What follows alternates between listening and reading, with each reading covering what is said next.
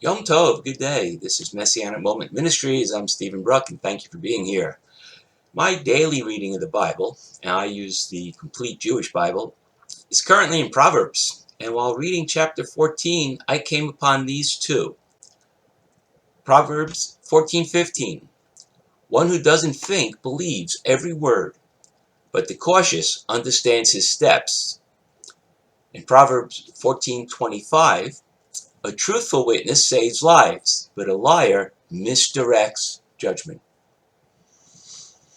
Maybe as you read these, you also thought of the same thing I did, which is the news we are bombarded with every minute of every day and have been for the past 5 months. I've seen articles about studies done by experts, reported in newspapers and posted on Facebook that say, well, wearing a face mask, any kind of mask, is useful and saves lives.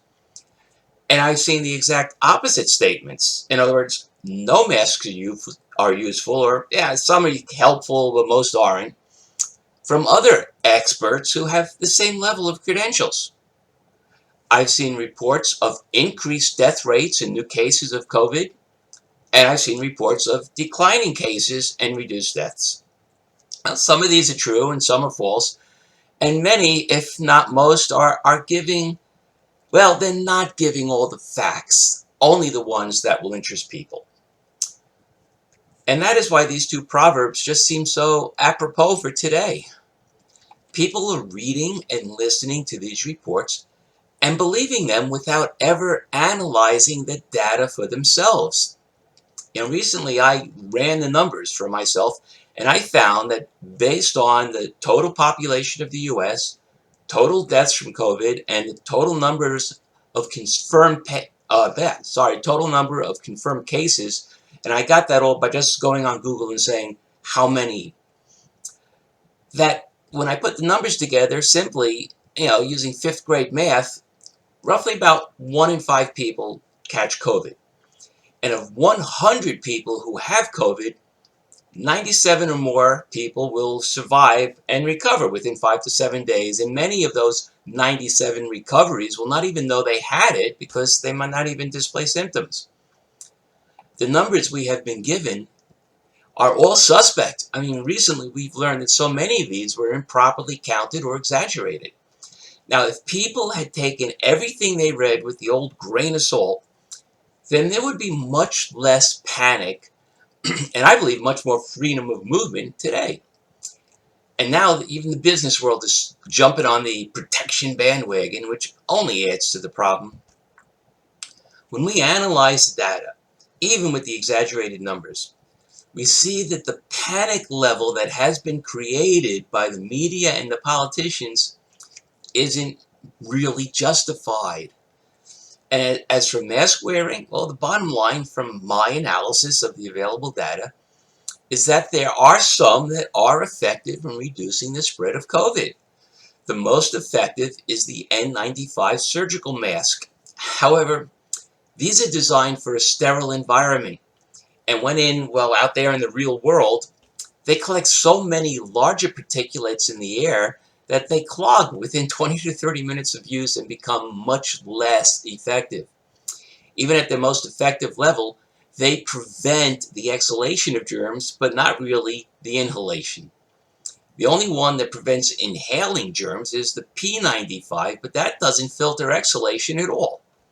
So yes, wearing a mask, the N95 mask being regularly replaced, is effective in reducing the spread of COVID, but does little to nothing to stop you from getting it from others. The truthful witness is that wearing a mask can save the lives of, well, mostly people who are high risk, but only when you have the correct mask, worn correctly, and when you wear it in public, and only during the time you are infected with COVID. All the rest of the time, it's really not doing anything for anyone.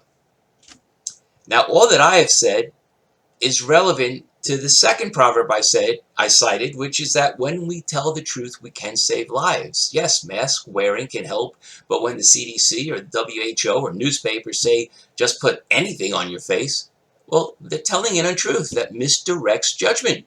And actually, that could potentially get people killed. Similarly, when the politicians lie in order to fulfill a political agenda and governors lock down their states in order to perpetuate that agenda, they create tension and unrest among the populace. I believe this contributed to the lootings and riots we've seen, which might not be singularly due to the unjust death of one man, but were an emotional release fueled by the frustration and anger that comes from feeling helpless as you see your world falling apart.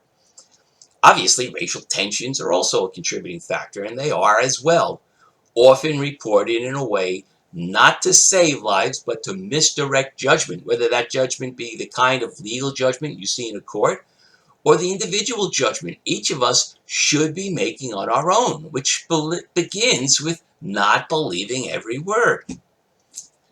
People need to wise up, to use discernment, a mature evaluation of what they read, and to analyze what they are told to determine for themselves what is truth and what is suspect.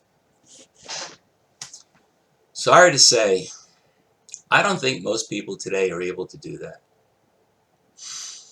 But thank you for being here. And I pray that you will analyze what I have just said and relate it to what you hear and read and make up your own judgment, one which I have tried not to misdirect. As the oracle said to Morpheus, all I expect of you is that you make up your own damn mind. So until next time, Yitrot and Baruch Hashem.